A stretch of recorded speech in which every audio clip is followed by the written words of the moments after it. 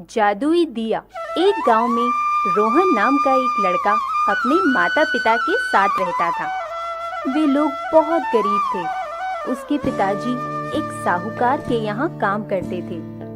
उनके परिवार का भरण पोषण भी बहुत मुश्किल से होता था। रोहन के कुछ दोस्त थे। रोहन उन्हीं के साथ हंसता खेलता और खुश रहने की कोशिश करता। एक दिन वे सभी दोस्त नदी के किनारे खेल रहे थे कि उन्हें दूर से कुछ आवाज सुनाई दी। ओम नमः शिवाय, ओम नमः शिवाय, ओम नमः शिवाय, ओम नमः शिवाय। उन्होंने आवाज की तरफ देखा तो दूर एक साधु नजर आए। वे सब उन साधु बाबा के पास गए और उनसे कहा, प्रणाम साधु बाबा। खुश रहो बच्चों, तुम सब यहाँ क्या कर रहे हो? बाबा, हम यहाँ नदी के किनारे खेल रहे थे। हम यहीं पास के ही गांव में रहते हैं। आपकी आवाज सुनी तो आपके पास आ गए। ठीक है बच्चों, अब तुम घर जाओ, अंधेरा होने वाला है। ठीक है बाबा। ये कहकर वे सब बच्चे अपने घर की ओर चल दिए। कुछ दिनों बाद त्योहार आया। गांव में मेला भी लगा। सब लोग बहुत खुश थे। सभी के घर रोशनी से जगमगा रहे थे। लेकिन रोहन अपने घर के बाहर उदास बैठा था।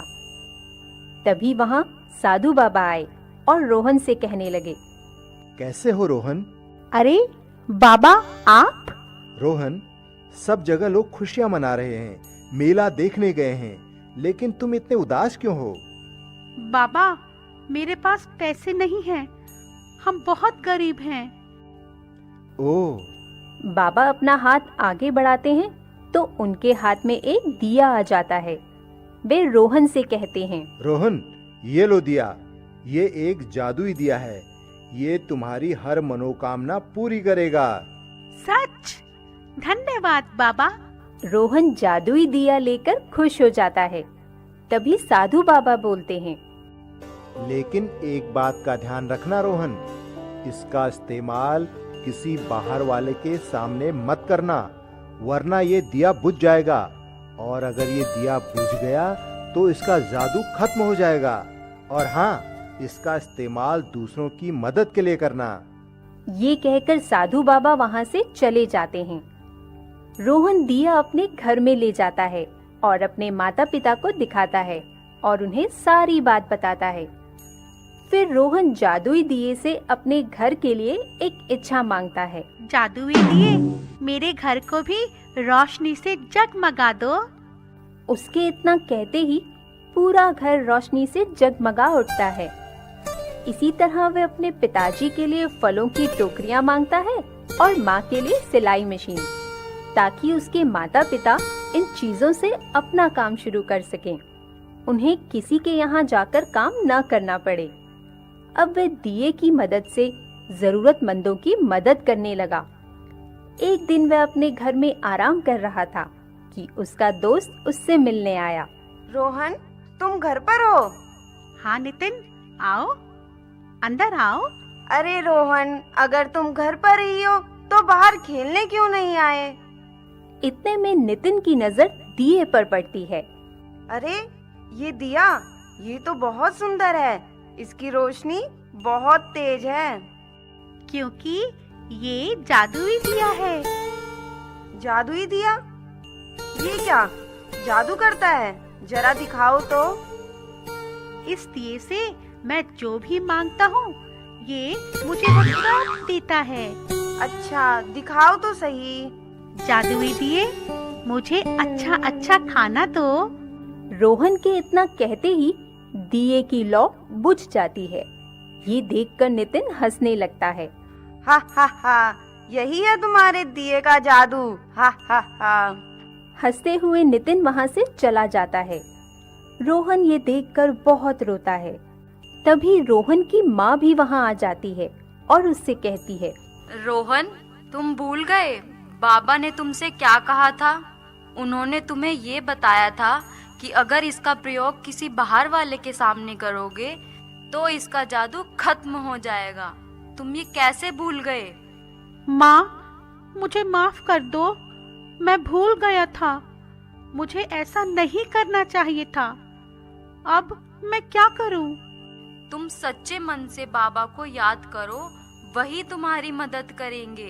रोहन मन ही मन बाबा को याद करता है और बाबा उसके सामने प्रकट हो जाते हैं। कहो रोहन, मुझे कैसे याद किया? रोहन उन्हें सारी बात बताता है और उनसे माफी मांगता है। उसकी बात सुनकर बाबा उससे कहते हैं, रोहन, मैंने तुमसे पहले ही कहा था, तुमने हमेशा इस दिए का सही इस्तेमाल किया, लेकिन अपने दोस्त के सामने दिखावा करने के कारण ही इसका जादू खत्म हो गया। बाबा, मुझे माफ कर दो, मैं आगे से ऐसा नहीं करूंगा। इस दिए का जादू वापस लौटा दो। रोहन की बात सुनकर बाबा दिए का जादू वापस लौटा देते हैं। जूरी के पास 2 बैल थे, हीरा और मोती। दोनों में बहुत प्यार था। वे दोनों नांद में एक साथ मुंह डालते और एक साथ ही हटाते। जूरी उनके चारे पानी का बड़ा ध्यान रखता था। वे कभी भूल कर भी उन्हें मारता पीटता नहीं था। पशु भी प्यार का भूखा होता है। वे भी जूरी को बहुत चाहते थे।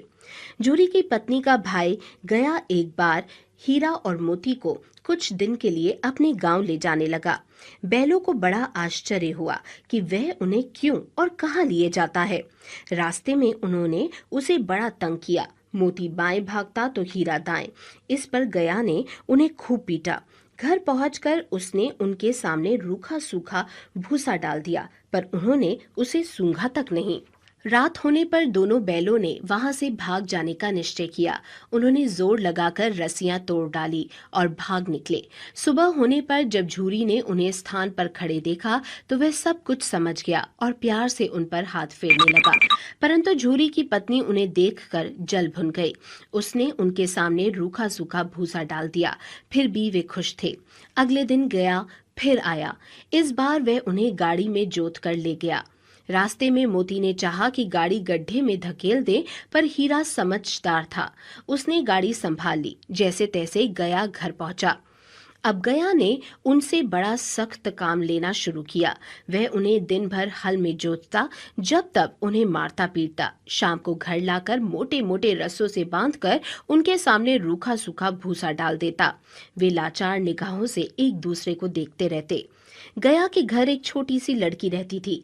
वह बैलों की दुर्दशा देखती तो उसे बुरा लगता। वह रात को चुपके से उन्हें रोटी खिलाती। दोनों बैल उसके प्यार के सामने अपनी मार और अपमान भूल जाते।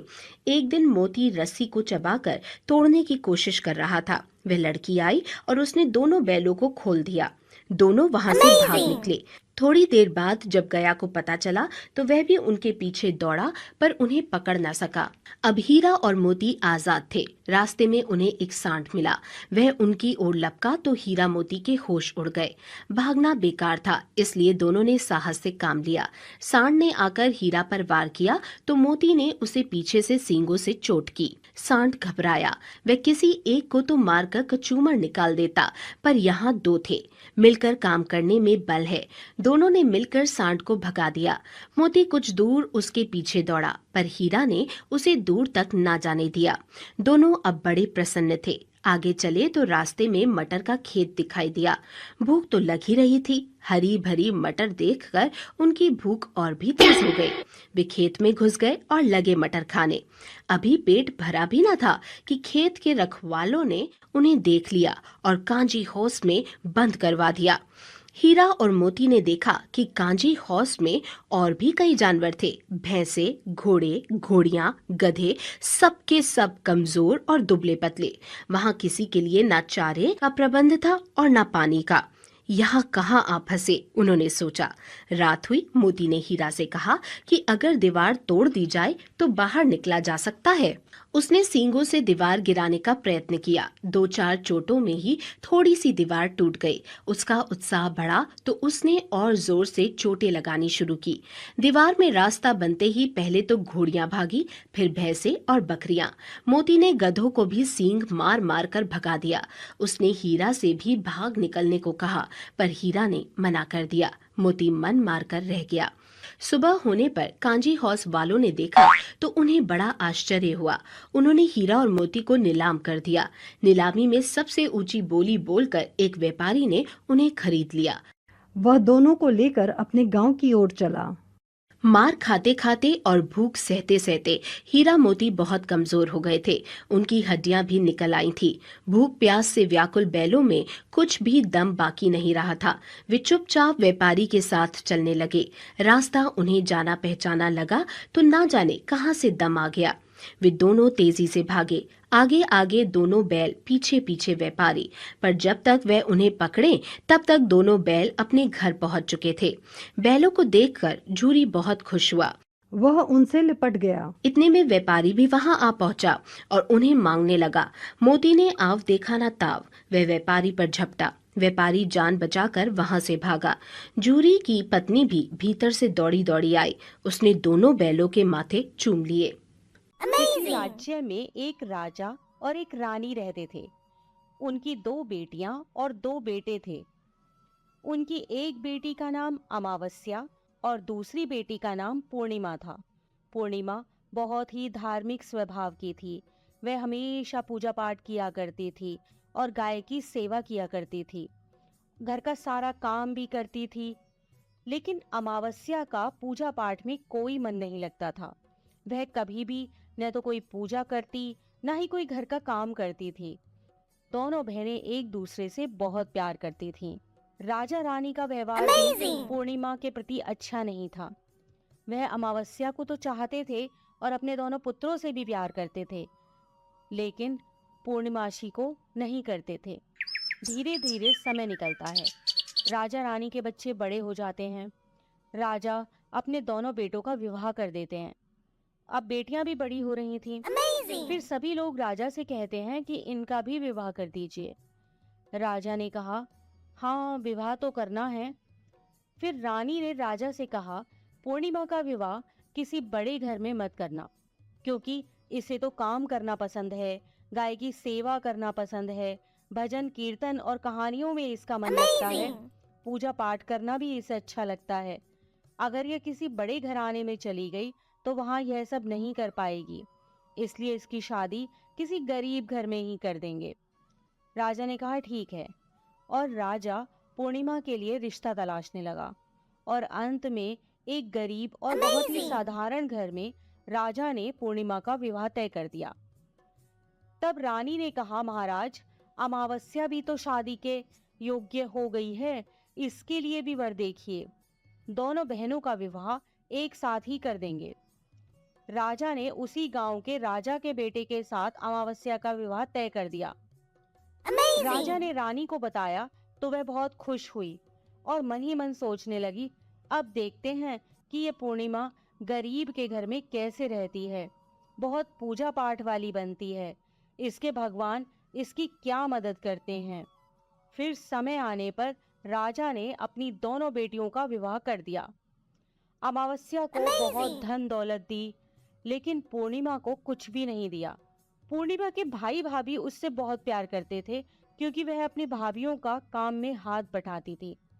लेकिन अमावस्या उन पर रौब जमाती, उनसे अपने काम कराती, इसलिए अमावस्या के प्रति भाभियों का ज्यादा स्नेह नहीं था। फिर अमावस्या और पूर्णिमा दोनों अपने अपने ससुराल चली गईं। एक बार की बात है, अमावस्या ने अपने घर में शिव चर्चा रखी। सबको बुलाया गया, लेकिन उसने अपनी बहन पूर्णिमा को नहीं बुलाया। पूर्णिमा अपने दरवाजे पर बैठी थी तो गांव की औरतों ने कहा, तुम्हारी बहन ने अपने घर शिव चर्चा रखी है, तुम नहीं जाओगी क्या? पूर्णिमा ने कहा, नहीं बहन, मैं नहीं जा रही, क्योंकि मेरी बहन ने मुझे बुलाया नहीं है, तो मैं कैसे चली जाऊं? तो गांव की औरतों ने कहा, नहीं बुलाया तो क्या हुआ, यह तो पूजा पाठ का काम है, तुम चलो हमारे साथ। गांव की औरतों की बात मानकर पूर्णिमा शिव चर्चा में चली गई। जब अमावस्या ने पूर्णिमा को देखा तो वह गुस्से से बोली, जब मैंने तुम्हें बुलाया ही नहीं था तो तुम मेरे घर कैसे आ गई? अब आ ही गई हो तो चुपचाप एक जगह बैठी रहना, इधर उधर मत घूमना। उसने पूर्णिमा की गरीबी का भी बहुत मजाक उड़ाया। पूर्णिमा की आंखों में आंसू बहने लगे।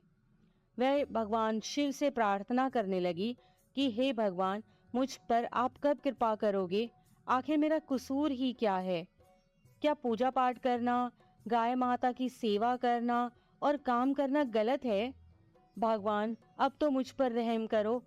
इस तरह वह भगवान से विनती करने लगी। शिव चर्चा पूरी हो गई और अमावस्या ने सबको प्रसाद दिया, लेकिन पूर्णिमा को प्रसाद नहीं दिया। वह वहां से बिना प्रसाद के वापस आ गई। वह रास्ते में सोचती है कि घर पर बच्चे प्रसाद मांगेंगे तो मैं उन्हें क्या कहूंगी। फिर उसके मन में एक विचार आया कि क्यों ना अपने भाई भाभी से ही मिलकर आ जाऊं। वह अपने पति और बच्चों को बताकर अपने मायके जाने के लिए निकल गई। चलते चलते उसे एक तुलसी का पेड़ मिला। वहां एक चबूतरा बना था जिस पर एक बूढ़ी माई बैठी थी। उस बूढ़ी माई ने पूर्णिमा से कहा, बेटी तुम कौन हो और कहाँ जा रही हो? तब पूर्णिमा ने बूढ़ी माँ को अपना परिचय दिया और फिर बूढ़ी माँ ने कहा, बेटी देखो, मेरा तुलसी का पौधा सूखा जा रहा है, इसमें थोड़ा जल डाल दो और चबूतरे की भी धुलाई कर दो तो थोड़ी ठंडक मिलेगी। पूर्णिमा ने बहुत अच्छे तरीके से चबूतरे को धोया, तुलसी में जल दिया और तुलसी की पूजा की। उसने बूढ़ी माँ को भी स्नान कराया और उनके चरण दबाए। फिर पूर्णिमा ने कहा, माँ जी और कोई काम हो तो बता दीजिए, अगर नहीं है तो क्या मैं जाऊं? तो बूढ़ी माँ ने कहा, नहीं बेटी, और कोई काम नहीं है, अब तुम जाओ, और उसे खूब आशीर्वाद दिया।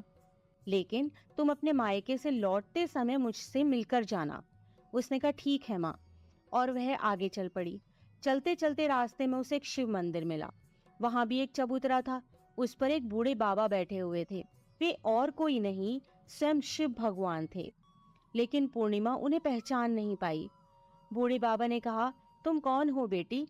तो पूर्णिमा बोली, क्या बात है बाबा? बाबा ने कहा, बेटी क्या तुम इस मंदिर की सफाई कर दोगी? बहुत गंदा हो गया है, और चबूतरा भी धो देना।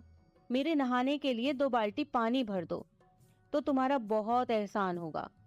पूर्णिमा ने खुशी खुशी बाबा के सारे काम कर दिए और भगवान शिव की पूजा की। थोड़ा और आगे चली तो उसे काली माता का मंदिर मिला। काली माँ भी एक बूढ़ी माँ के रूप में वहां बैठी थी। काली माँ ने कहा, बेटी कौन हो? तो पूर्णिमा ने अपना नाम बताया और कहा, क्या बात है माँ जी? तो बूढ़ी माँ ने कहा, बेटी जहाँ सब पूजा पाठ करके तो चले जाते हैं, कोई मंदिर साफ नहीं करता। देखो मंदिर कितना गंदा हो गया है, जरा इसकी साफ सफाई कर दो। पूर्णिमा ने मंदिर की साफ सफाई की और उसने काली माँ का श्रृंगार किया, पूजा की। उसके बाद बूढ़ी माँ को भी स्नान कराया और उसके हाथ पैर दबाए। फिर वह आगे बढ़ी तो एक नदी मिली। वहां भी एक बूढ़ी माँ बैठी थी और वह और कोई नहीं, स्वयं गंगा मैया थी। उन्होंने कहा, बेटी तुम कौन हो? तब पूर्णिमा ने अपना नाम बता दिया और फिर बूढ़ी माँ ने कहा, बेटी यहाँ सब स्नान करके तो चले जाते हैं लेकिन कोई सफाई नहीं करता, तुम यहाँ की साफ सफाई कर दो। उसने वहां की भी साफ सफाई कर दी। फिर वह बूढ़ी माँ भी उसे आशीर्वाद देने लगती हैं। फिर वह एक नाव में बैठकर नदी के उस पार चली जाती है। नाव में फूल बिछे होते हैं। वो फूलों की नाव में बैठकर अपने मायके पहुंच जाती है। उसके भाई भाभी पूर्णिमा को देखकर बहुत खुश हो जाते हैं और उसकी खूब खातिरदारी करते हैं। फिर सब खूब बातें करने लगते हैं। सुबह जब ननद जाने को तैयार होती है तो भाभी ने उसे एक लाल साड़ी दी और कहा, नंद जी इस साड़ी को पहन लो और हाँ जल्दी जल्दी आया करो, बहुत दिनों के बाद आई हो। तो पूर्णिमा ने कहा, ठीक है भाभी, आप जब भी मुझे बुलाओगी मैं तभी आ जाऊंगी। और फिर पूर्णिमा ने खुश होकर वह लाल साड़ी पहन ली और श्रृंगार भी किया। भाभीओं ने थैला भरकर उसे धन और गहने दिए। पूर्णिमा घर से निकल गई। चलते चलते रास्ते में फिर वही नदी मिली और नाव में बैठकर वह नदी के दूसरे पार आ पहुंची तो वही बूढ़ी माँ मिली जो गंगा मैया थी। उन्होंने कहा, बेटी आ गई अपने मायके से? तो पूर्णिमा ने कहा, हाँ माँ जी। तब बूढ़ी माँ ने एक थैला दिया और कहा, इसे ले जाओ, मैं कहाँ रखती फिरूंगी, ये बहुत भारी है, और हाँ इसे रास्ते में मत खोलना, अपने घर जाकर ही खोलना।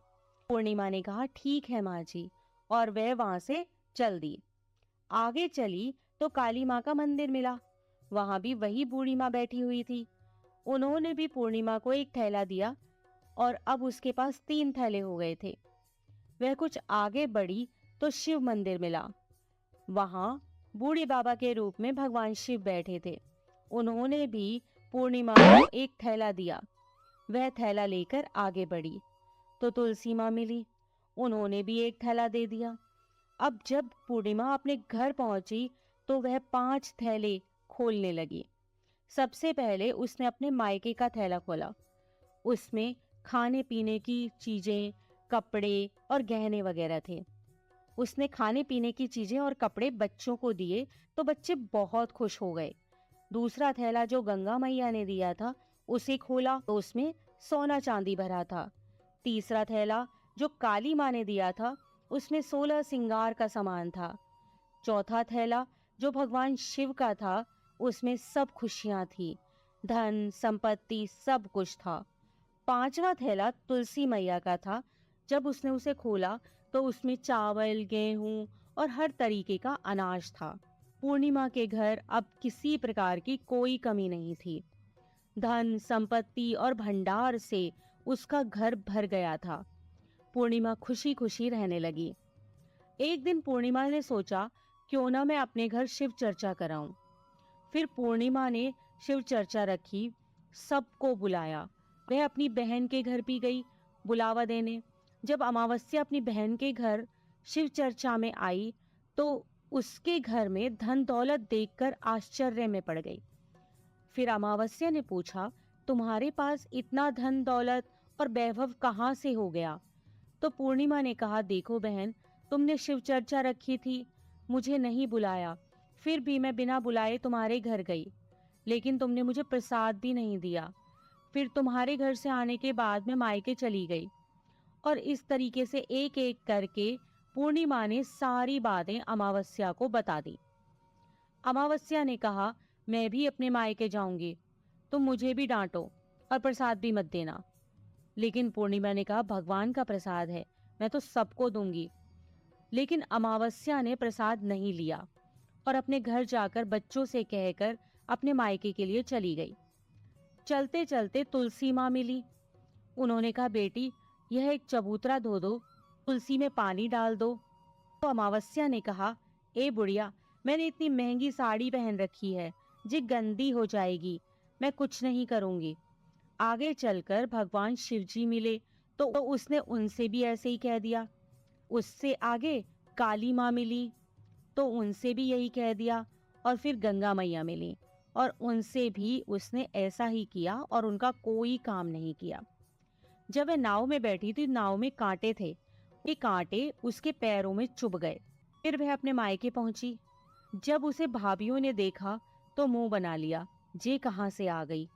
अरे, पूर्णिमा के पास तो कुछ नहीं था, इसलिए उसे सब कुछ दिया, लेकिन यह यहाँ क्यों आई है? चलो कोई बात नहीं, अब आ ही गई है तो क्या कर सकते हैं। उन्होंने अमावस्या से कहा, आओ जीजी बैठो। अमावस्या खाना खाकर सो गई। सुबह हुई तो अमावस्या ने कहा, भाभी अब हम चलते हैं। तो भाभी ने कहा, ठीक है। तब अमावस्या ने कहा, भाभी, पूर्णिमा को तो आपने थैला भरकर सामान दिया था, मुझे कुछ नहीं। तो भाभी ने कहा, जाओ, तुम्हारे घर थैला पहुंचा देंगे। फिर अमावस्या चल दी तो गंगा मैया मिली। गंगा मैया ने कहा, आ गई बेटी? तो उसने कहा, आपने पूर्णिमा को तो थैला भरकर दिया था, मुझे कुछ नहीं दोगी? तो गंगा मैया ने कहा, ठीक है, जाओ बेटी, हम तुम्हारा सामान तुम्हारे घर भिजवा देंगे। ऐसे ही भगवान शिव ने, काली माँ ने और तुलसी माता ने कह दिया। जब वे घर पहुंची तो उसके आंगन में 5 थैले रखे थे। जब अमावस्या सारे थैले खोलती है तो किसी में मिट्टी, किसी में ईंट पत्थर, किसी में सांप बिच्छू थे। उसने अपना माथा पीट लिया और कहा, हे भगवान, हमें मायके में भी कुछ नहीं मिला और इधर भी कुछ नहीं मिला।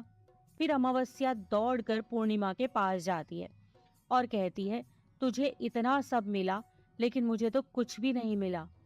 तो पूर्णिमा ने कहा, जब मैं मायके जाती हूँ तो भाभीियों की मदद करती हूँ, तुमने तो भाभीयों की मदद कभी नहीं की, तो भाभी तुमको क्या देती। गंगा मैया को भी तुमने ठुकरा दिया, शिव जी, काली माँ और तुलसी माँ, सबको ही तुमने ठुकरा दिया, इसलिए भगवान ने तुम्हें कुछ नहीं दिया।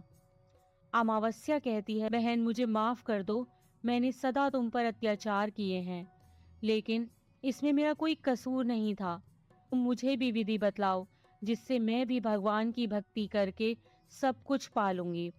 तो पूर्णिमा ने कहा, बहन देखो, 3 ही बातें हैं ज्ञान की। पहली, सब पर दया करना, दूसरी चर्चा करना, और तीसरी है 108 बार ओम नमः शिवाय का जाप करना। बहन, भगवान ने जो 3 सूत्र दिए हैं वह प्रसाद के रूप में स्वीकार कर लो और हृदय में बसा लो। मैंने सच्चे मन से भगवान का पूजा पाठ किया, सबकी मदद की, सबका काम किया, इसलिए मुझे सब कुछ मिला, और तुम्हारे पास जो भी था वह भी खत्म हो गया। अमावस्या अपने घर गई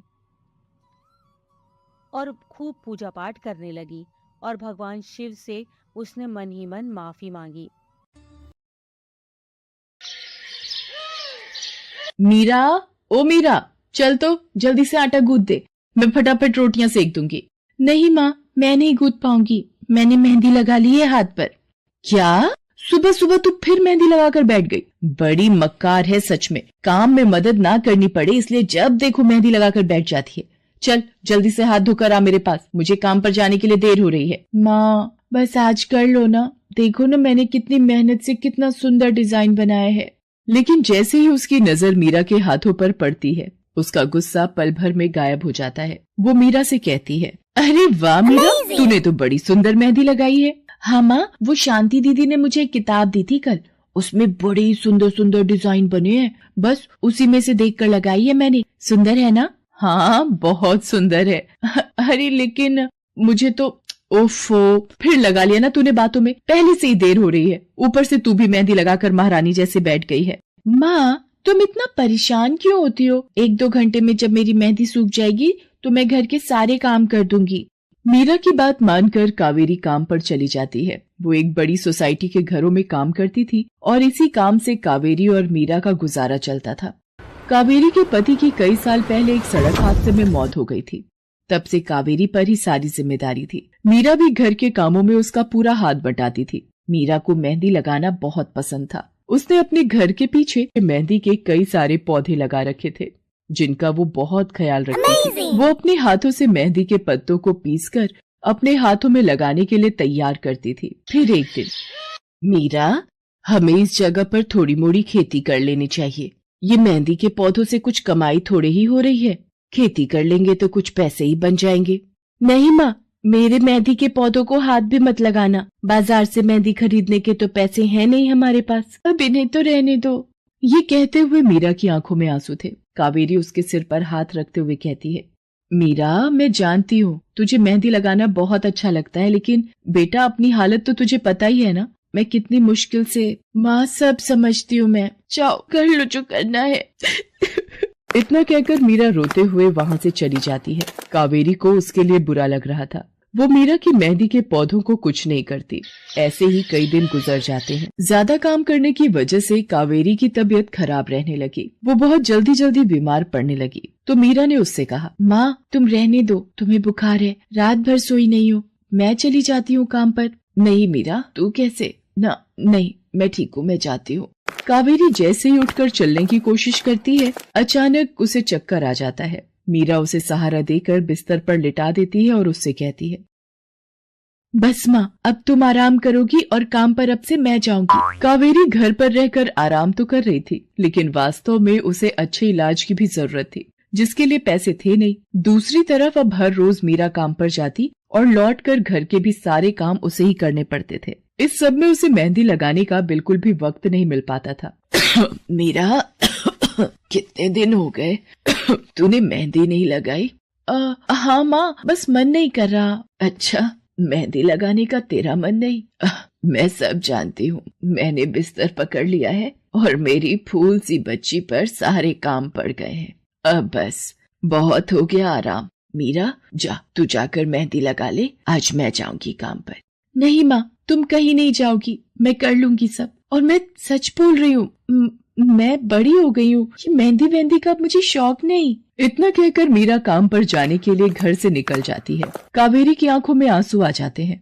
मीरा सोसाइटी के कई घरों में काम करती थी। उन्हीं में से एक घर आरती का भी था। उसके घर पर तीज का त्योहार बड़े धूमधाम से मनाया जाता था। तीज की तैयारियों में मीरा भी मदद कर रही थी। इसी बीच, अरे ऐसे कैसे? मैंने सारे रिश्तेदारों को बुला लिया है, मेरी सारी फ्रेंड्स भी आने वाली हैं। मैं क्या कहूंगी उन्हें? फोन पर काफी देर बहस करने के बाद आरती फोन रख देती है। उन्हें उदास देखकर मीरा उससे पूछती है, क्या हुआ मैडम जी, आप कुछ परेशान लग रहे हो? हाँ मीरा, बड़ी मुसीबत हो गई। कल तीज का फंक्शन है, मैंने सबको मेहंदी लगवाने के लिए यहीं बुला लिया है और आखिरी मौके पर ये पार्लर वाली धोखा दे गई। कह रही है कल नहीं आ पाएगी। अब क्या होगा? इतनी जल्दी कौन तैयार होगा सबको मेहंदी लगाने के लिए?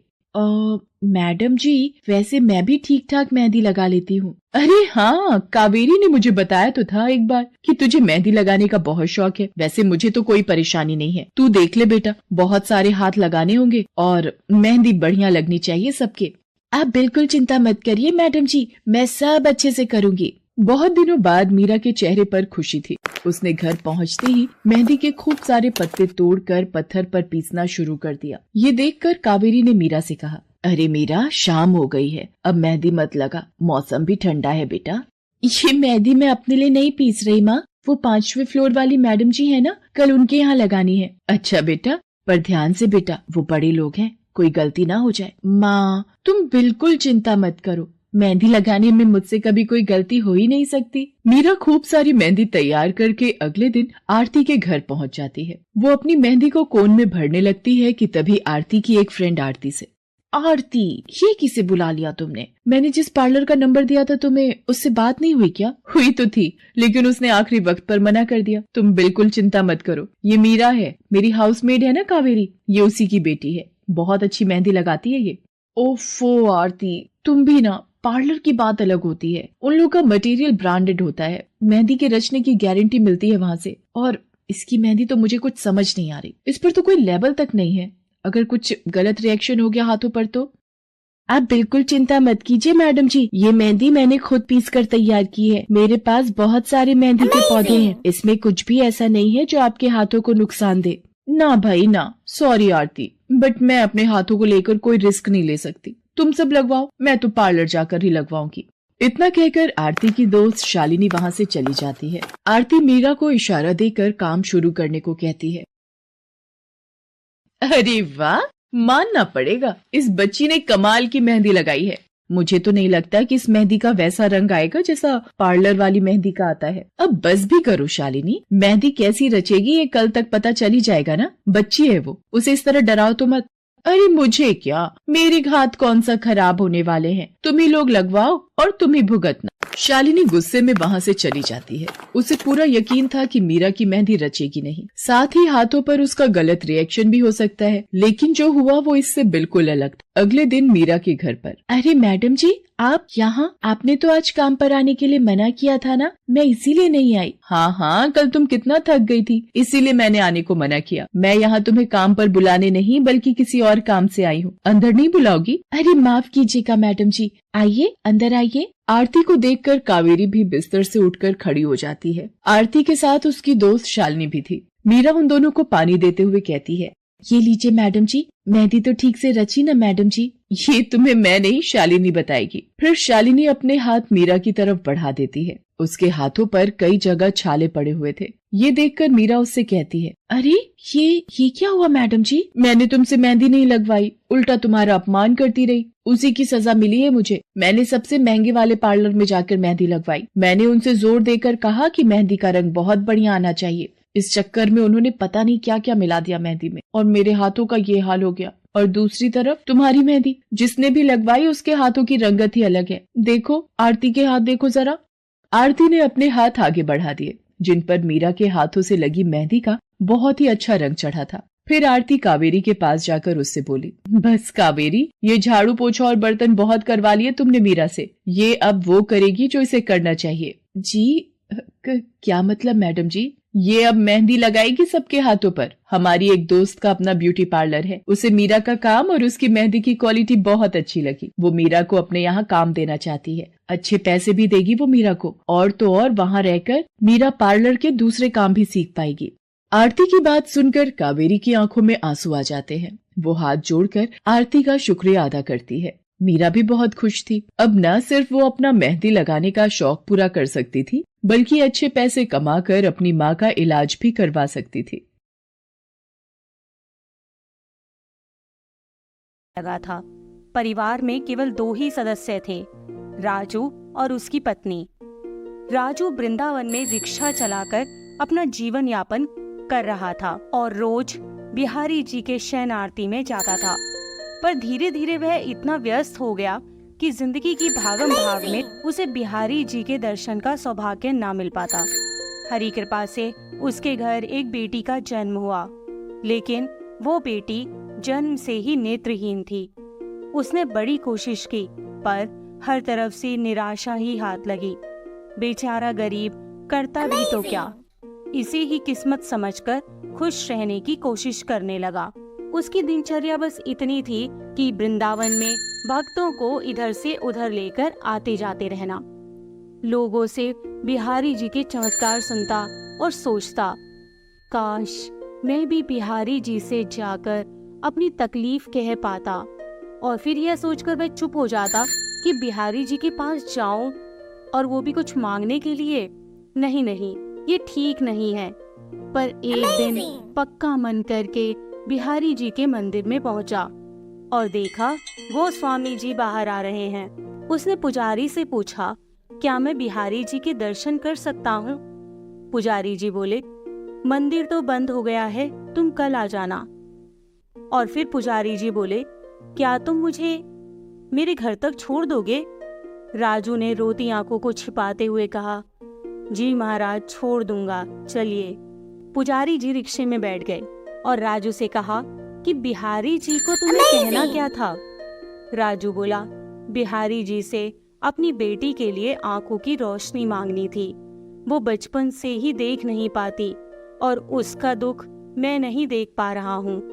बातों बातों में पुजारी जी का घर कब आ गया पता ही नहीं चला।